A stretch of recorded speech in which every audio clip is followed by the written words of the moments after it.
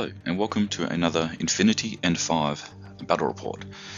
This battle report is for the tournament I recently competed in called Hoplite Havoc 4, and I'll just go through and talk about the missions and my army list. So for this tournament we were using ITS 16 Part 2.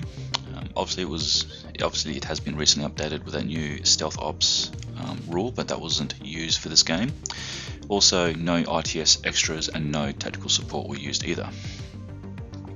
The missions are Biotechvore, Supremacy and Frontline at 300 points, and 6 participants ended up paying for tickets and planning to attend. Unfortunately, only 3 attended on the actual day because life gets in the way, people have family commitments and whatnot, and so that's just the way it is for us. I'm not going to hold it against them, but 3 of us arrived, and the person hosting the event managed to be the fourth person, so we could each play against each other. So it was a good day. There was only 4 of us in total, and at the end of the day I placed 4th, so last. So the first mission is Biotechvore. Now there's quite a few objectives here, and it's quite a difficult game to play in terms of winning. I played a practice game before just to test out my plan on just trying to accomplish classifieds to win and keeping myself alive. Unfortunately, the classifieds in my practice game were all HVT related, and it was just I could not get to the HVT, so I had to reevaluate my plan. And I think the way to play Biotechvore is to be conservative, because you need to keep yourself alive and out of the deployment zone. Out of the Biotechvore zone, which is 16 inches, so it's double your deployment zone for this.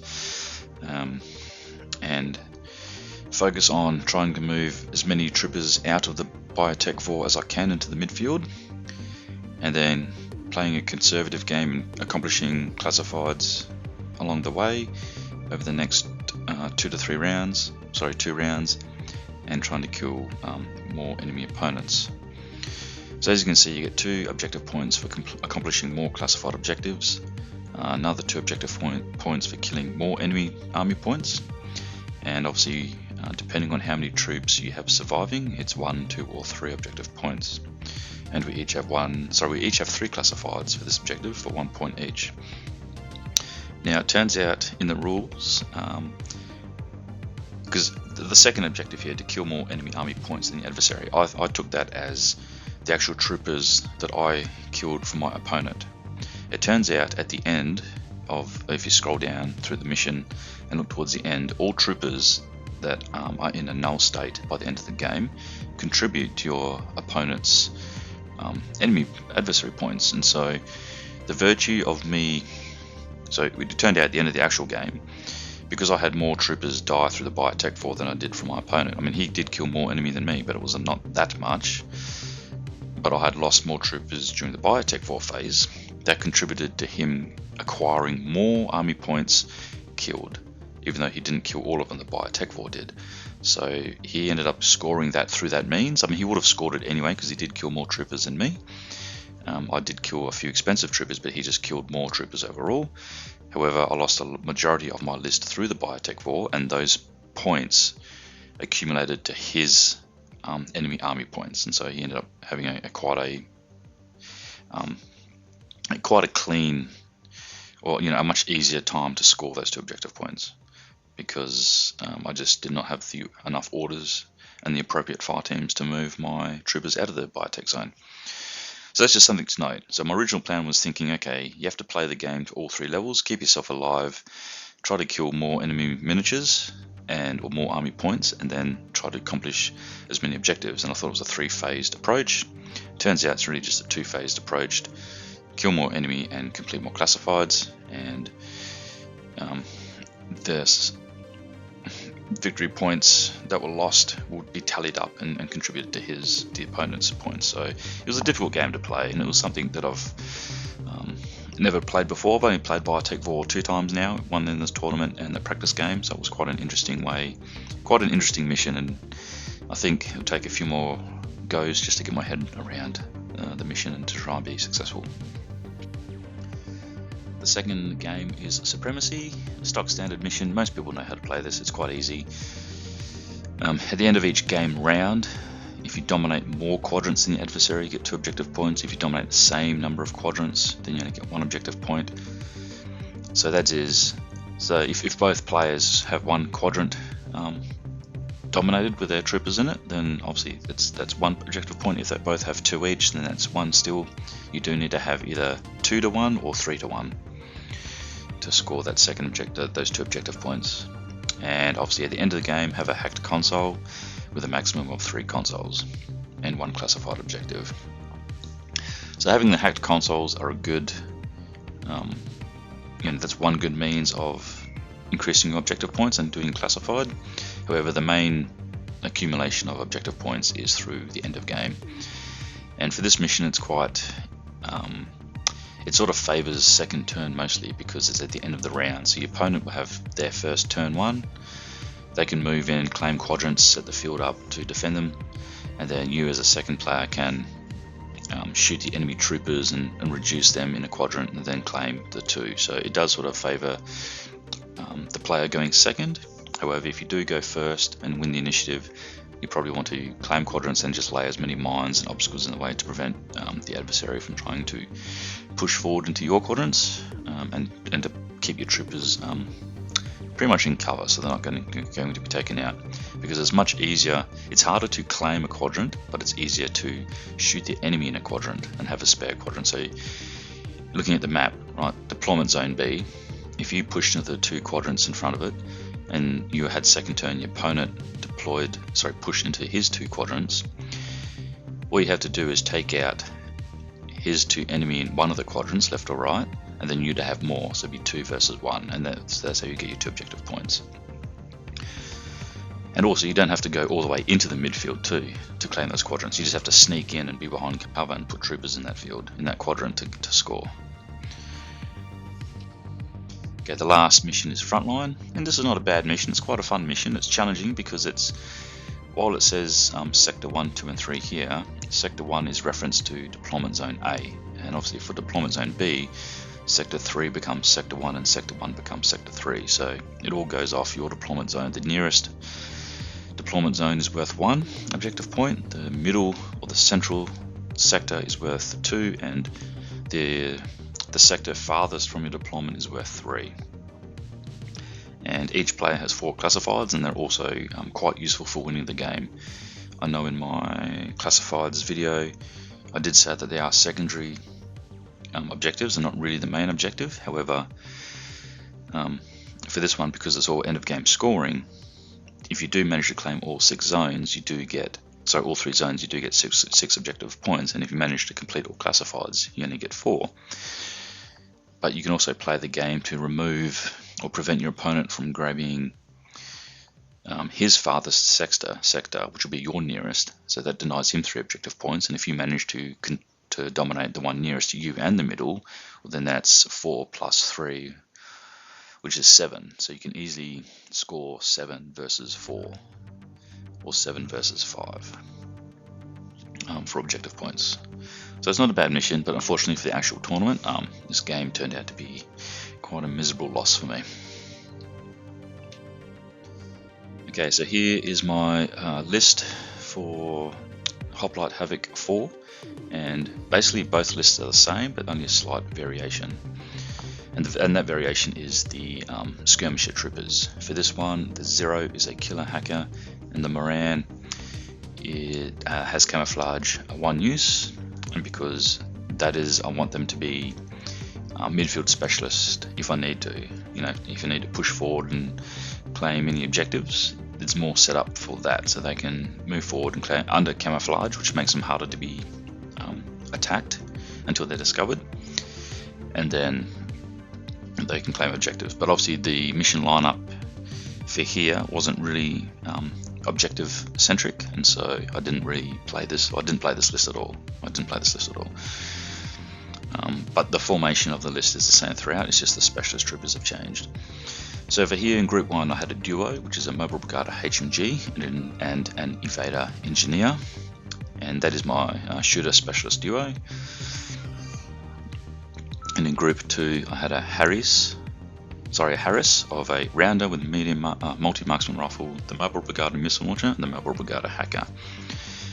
Now I had this is a level 2 Harris, and having both Mobile Brigada in there is to allow the missile launcher to have that +1 special dice to make it a bit more efficient in ARO and in active turn, because it is a single burst weapon. And the rounder there is just to counter any camouflage troopers that may come through. And I do find the rounder is actually quite a good shooting piece, not very survivable, but it, when it's designed to take out midfield skirmishers and other camo troopers that are normally 1 wound, it certainly helps having it, because it also has marksmanship, which means it negates cover, so you're really hitting on, unless the opponent has mimetism -6, you're really hitting on flats or better, like if you're in a good range band, because a multi-marksman rifle has a Spitfire range band, roughly, like it's out to greater than 8, out to 24 is +3, and so that's, you can deploy it on your forward deployment edge and cover the midfield quite easily. And yeah, the only difference between this list is that the specialist troopers, the SK troopers, the skirmisher troopers, are midfield specialists. They're designed for more objective-based missions.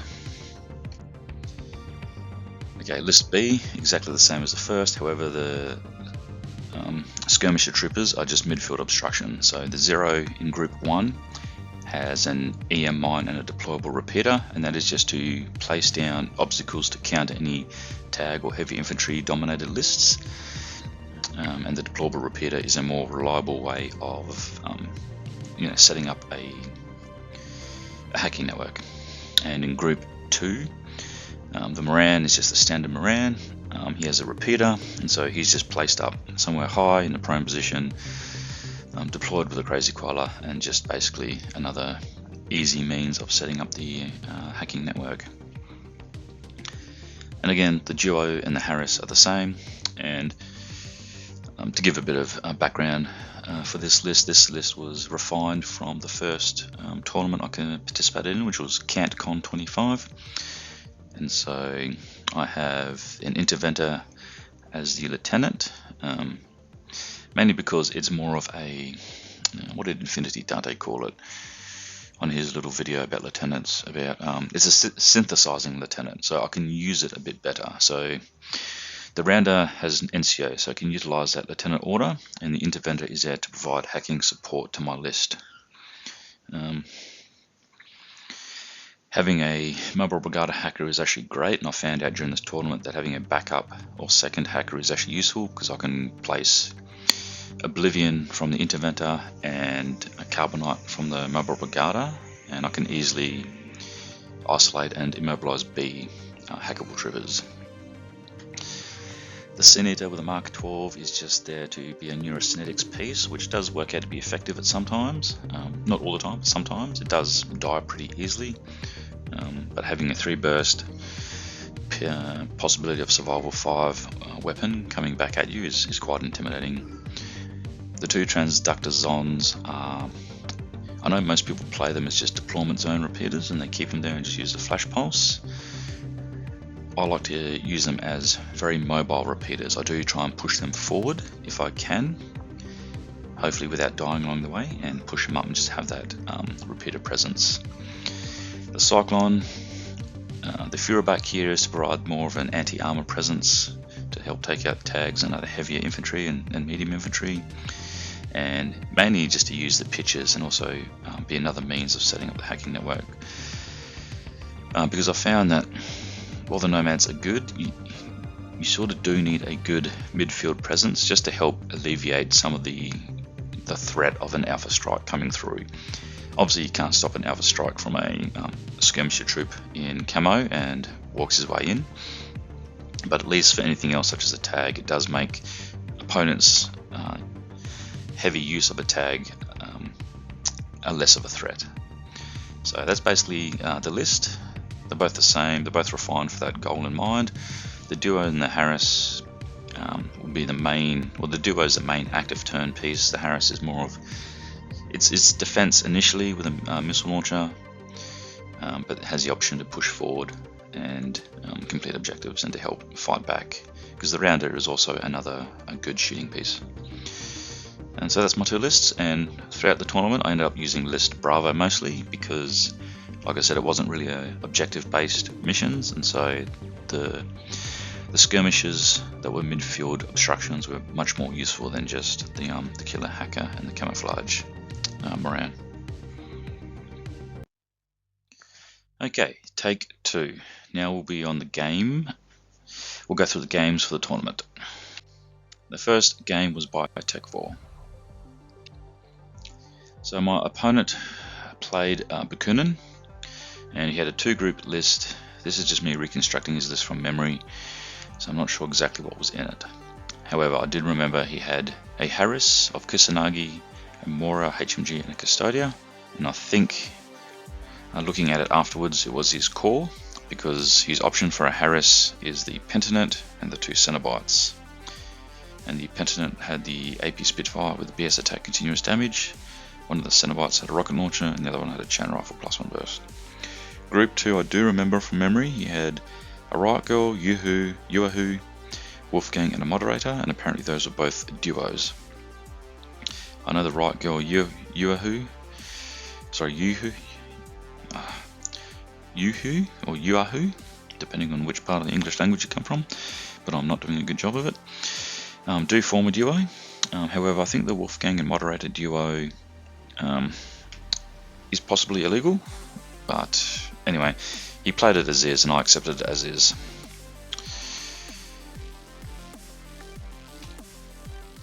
Okay, so here's the game table. This is the dense table, and obviously this photo was taken after my turn 1, and so basically the objective in turn 1 was just to move everything into the midfield as much as I could. My duo ended up moving here with the Mobile Brigada here and the Evader here, but I ended up breaking it and putting the Evader on suppressive fire down this fire lane. My Harris team, the Mobile Brigada missile launcher was here and the hacker is here, and I can't remember where the rounder is. I'm not sure if it died from the Biotechvore. Interventor was up here, but eventually moved down here, and that's as far as it got. The Moran failed its roll and landed up here. Sorry, I placed it here and then moved it here. My Zero also failed its infiltration roll. I think it was placed down here and ended up moving it in front of this building here. My Cyclone, I'm pretty sure, was behind here, and I just moved around up to there. My Transductor Zons moved here and here to extend my repeater network here, and the Cyclone had a repeater here as well, so that was allowing me a bit of protection from his advance in his turn. The Senator is here, just basically overlooking that, ended up dying from the Biotechvore, and my Dactari was here, and I think that ended up dying too. So that's basically what I did for round 1, and my opponent did the same thing for round 1, just moved everything out. His rocket launcher, I think, ended up taking out the Senator, and his Harris was here, and they ended up moving around and ended up around this area here. His Kusanagi fire team ended up moving up here, just at the base of these stairs here. Now my Evader Spitfire managed to at least intimidate his movement a bit. It wasn't really successful, so it just went prone after going NWI. And then his Wolfgang and Moderator duo ended up coming around here and just end up at the base of these stairs here. And the Riot Girl and Yuhu, where do they go? I think they are up here, and they came around here. So that was basically the first turn, just moving everyone out and taking whatever pot shots we could. And eventually in the middle, this was basically just shooting all the way. So he had his guys here. So sorry, that's a bit messy. He had his Cenobite team here, and his Kusanagi and Amadeus team here, with his Yuhu team there. And I ended up just taking out whatever I could, and he ended up taking out whatever he could of mine, and it's just basically a shootout. So His Amadeus team came around here and took out the transductor Zond. My team here ended up taking a few push shots here. My HMG took out one of the Cenobites here, and his Pentinent took out my HMG. What else? Basically, we just whittled each other down. And come the end of the third round, because I had more troopers die to the Biotechvore, because he had all his, basically his whole army in some sort of fire team, so he moved him out of the Biotechvore quite effectively. All my dead troopers contributed to his allocation of killing my troopers, and so he ended up scoring more for that, and he ended up completing his 3 classifieds. I only completed 2 classifieds. And that's the end of that game. Next up was Supremacy, and this was a good game because both my opponent and I were having bad dice days for this tournament, and it turned out to be quite a fun game. It was very balanced. Obviously, nothing really succeeded, but whenever a success did succeed, it was quite impactful and made the game very enjoyable. So we both enjoyed this game. So he brought along Panoceania with just a 10 order group, and I didn't know this at the time, but he was actually doing a double tag list. So he had a Tikbalang Lieutenant, Kata NCO, Aquila HMG with a Kahu Engineer, Fennec Hacker, 2 Fugazis, Motorized Bounty Hunter, and a Tech B. So again, this photo was taken after my turn 1. And to give a rundown, I basically moved the duo on the right up to their respective positions, and the Harris team on the left to their respective positions to secure these 2 quadrants near me, and the hacker moved up here to claim this console. Fired a picture here. My Moran was here with a crazy collar just in this corner here of the shipping container and this building, and extending his repeater network there, and this one obviously extending there. My Zero moved up, placed a repeater here, an EM mined here, then moved back here and recamoed to capture the Aquila Guard. So that was my setup, and I was quite successful in placing this picture in the middle. It's the first time I could manage to pull it off, and I'm glad it did. Then on his turn 1, the Motorized Bounty Hunter came out and engaged the Zero and killed my Zero. His Aquila moved up to here, and despite multiple attempts, I just could not Oblivion it or Carbonite it. His Tikbalang moved up to here, just on the right of this sign. Turned it up here.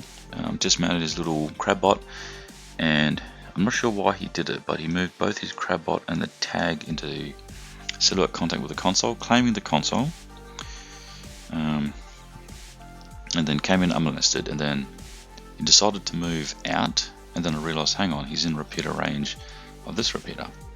So I managed to ice Oblivion with the Interventor and Carbonite with the Marlboro Brigada Hacker, and ended up bricking the Tikbalang, which was pretty much the only successful hacking really, and his Tikbalang was just basically just stuck here for the rest of the game. Kahu moved up to here, but the Crazy Collar rushed forward and killed him.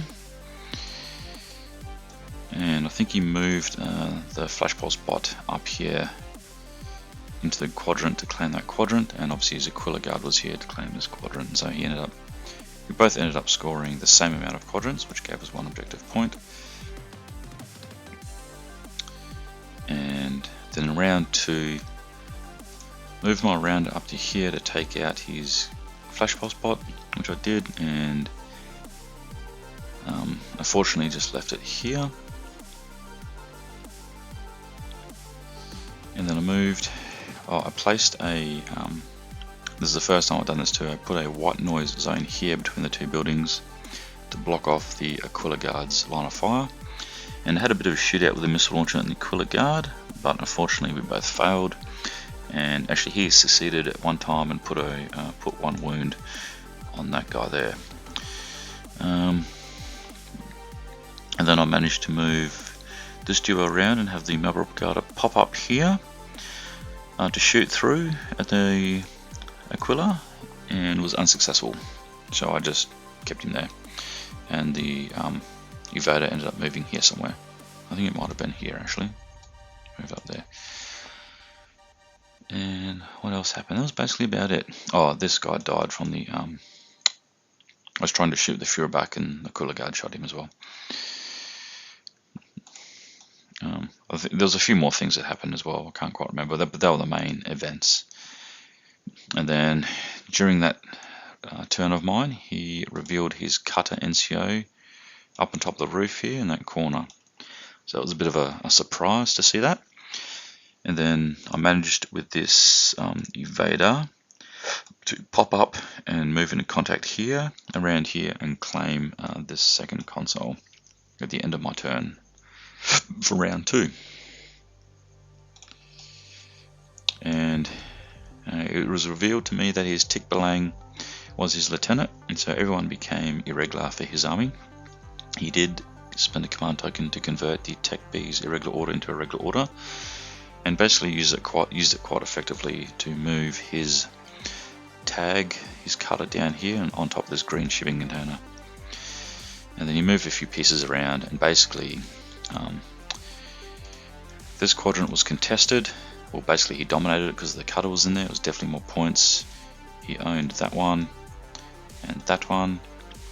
So basically he had 1, 2, 3, and that put him at the end of round 2 with 2 more objective points, and ended up taking the win for this game. And like I said, this was actually a very fun game because we're both really unlucky in our dice rolls, but it turned out to be quite balanced, because when both players have good dice rolls, bad dice rolls, the game does turn out to be more enjoyable overall. Lastly is Frontline, and I hated this game the most because I was just not having a good game this game. So this is my opponent's list. It's Onyx Contact Force, and this is the first time we came up against one of the alien faction or sectorials. So again, he was trying out this 10 order group where you cannot strip orders from a list that has 10 orders or less in its order generation phase. And it consisted of a Harris of 3 Rodox, the Spitfire, missile launcher, and the Hacker. And he had a duo of the Overdron sniper rifle and Norkius. And I learned this game how dangerous Norkius actually is, and how powerful the Overdron sniper is. So here's the photo of the map after my turn 1 and sort of halfway through his turn 2. Basically, throughout the game, ended up losing the Sin Eater from here, the Rounder from here, the Cyclone was unconscious, this one was unconscious, and most of that was due to the Overdron. It was his last trooper to be deployed. It was his reserve trooper, and he deployed it behind this building here, and he used it to good effect. He moved around here to take out the Cyclone, which I was a bit doubtful of it because he said there was a line of fire to there, but I couldn't see anything from my end. I even went around and checked it from his end, and I still couldn't see my miniature, even with the silhouette marker up. So I don't know. I didn't care by this point. I had my 0 in camo there, and my my Moran there, and the Crazy Collar there, but I ended up forgetting about these for the first half of his turn 1. That's his Overdron there, so he eventually moved it around to here, jumped up on the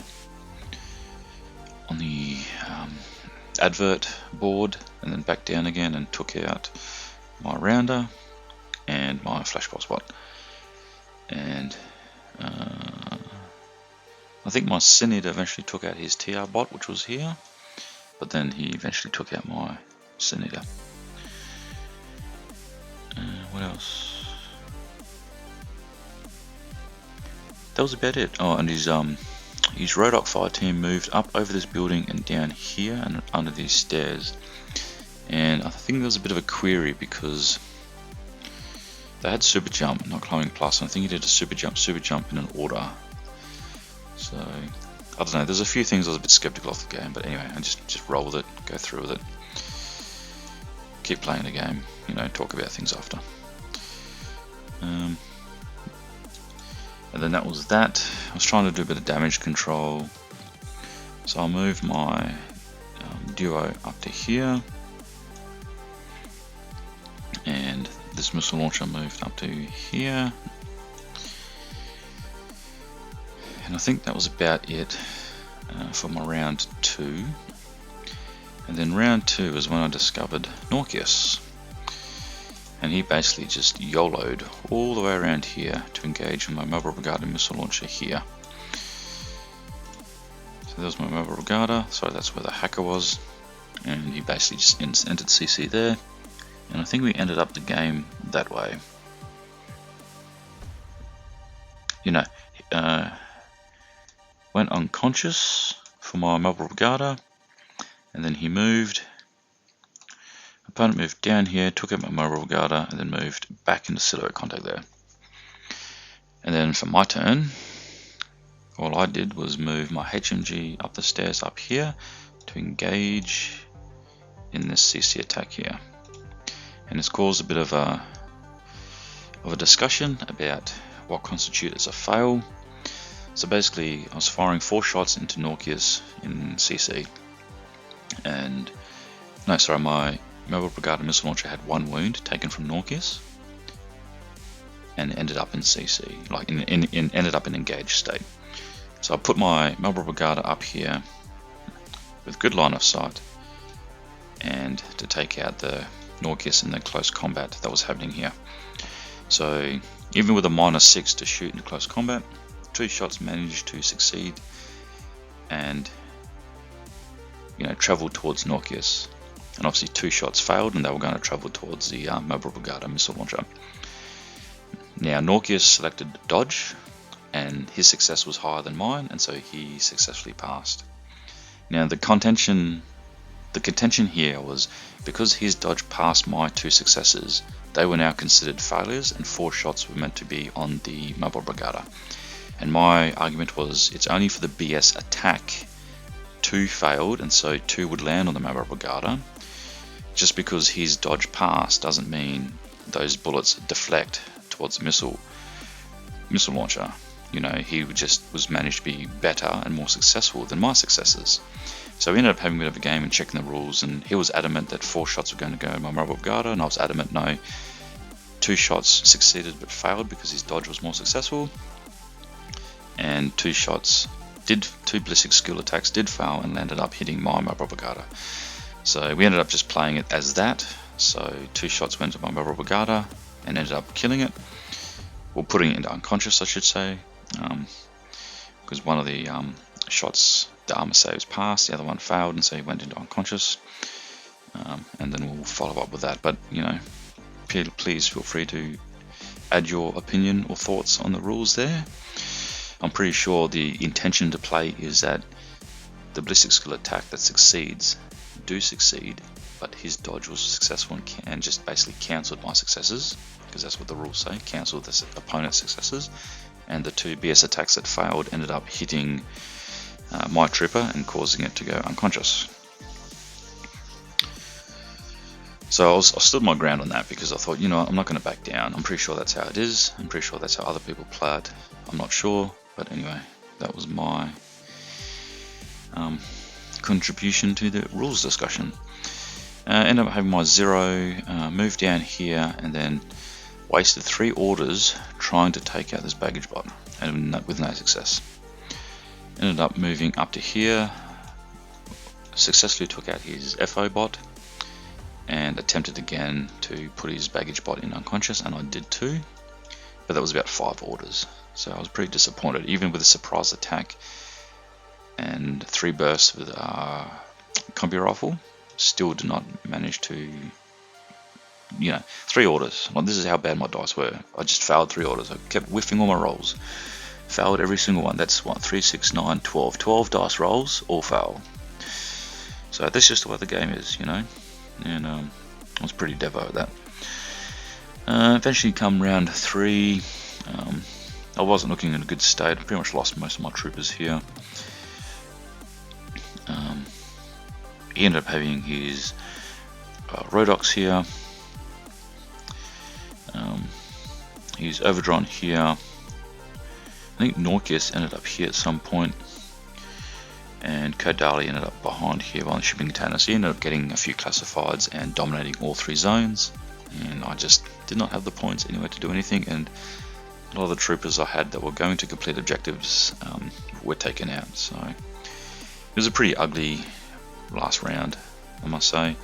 I mean, the dice were starting to turn in my favour for round 3, hence I could take out those 2 remotes up here, but it wasn't really enough to affect the game at this late in the stage. Sorry, at this late stage in the game. And so we ended up completing 3 rounds, and he was a win, a complete win on this mission.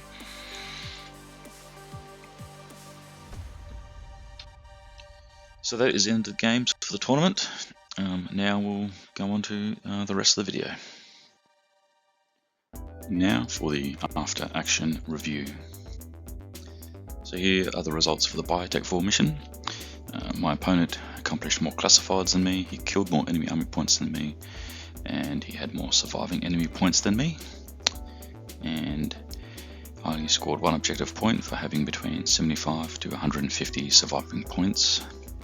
I accomplished 2 of my classifieds, however my opponent accomplished all 3, leaving a total for 10 objective points for Bakunin and 3 for Nomads. So my opponent won that mission. For Supremacy, we only ended up completing 2 rounds for this game. So we both scored 1 objective point for dominating the same amount of quadrants in round 1. And at the end of round 2, my opponent had 3 quadrants dominated, while I only had 1, allowing him to score 2 objective points. And then at the end of the game, I had 2 hacked consoles to his 1, giving Panoceana a 4 versus 3 win. And it was a close game, and it was actually the most fun game this tournament. The worst game I played for this tournament was Frontline, and as you can see, I just didn't accomplish anything. However, my opponent completed all the objectives and his classifieds, or 2 out of his 4 classifieds, giving him a total of 8 objective points to Onyx, 0 to Nomads. Okay, so it was quite a tough game.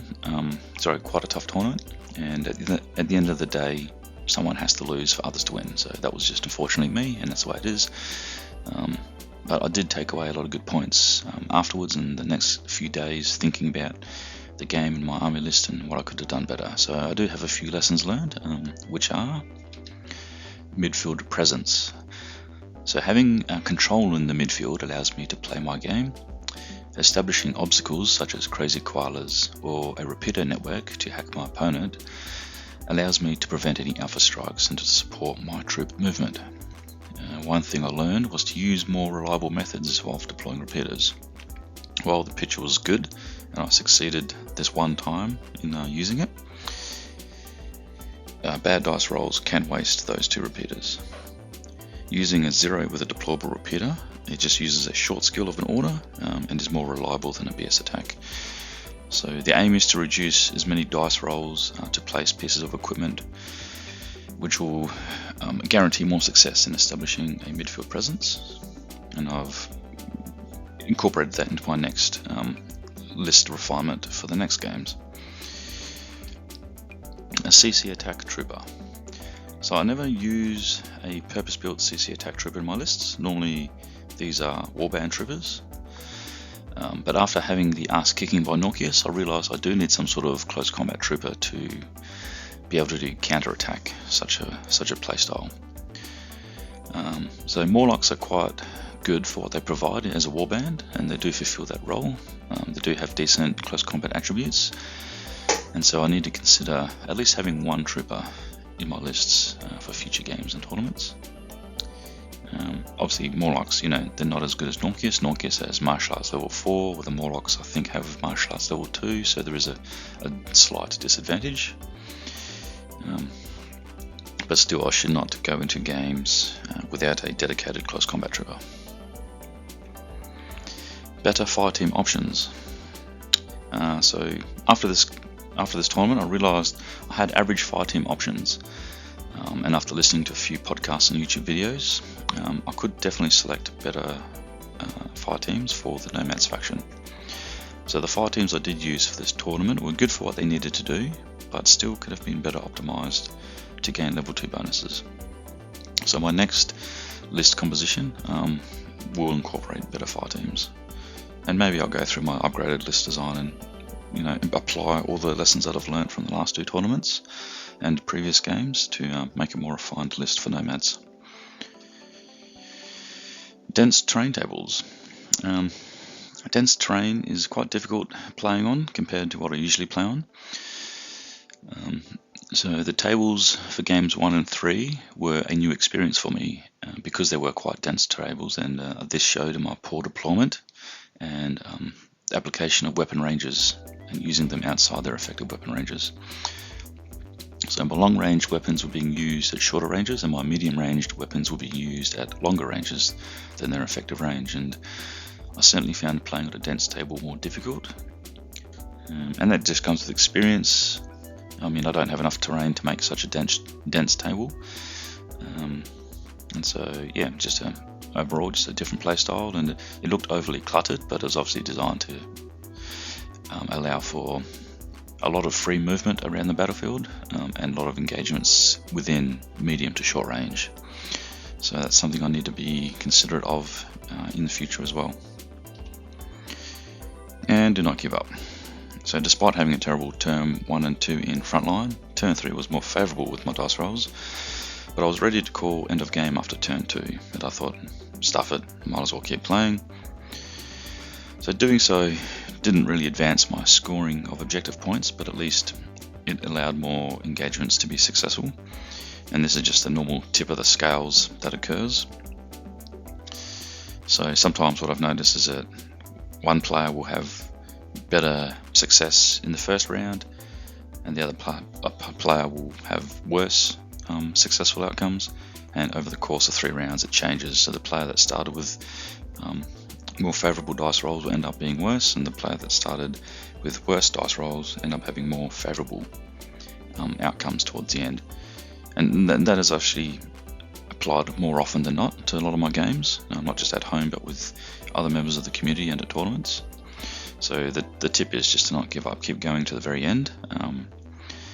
But obviously that first 2 rounds just decimated any chance of winning, so I just kept playing it out anyway.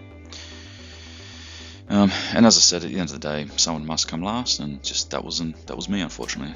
But overall, I did learn a lot of lessons, and hopefully next time and into future games I'll take what I've learned the hard way and build better lists and learn to play my army lists more effectively.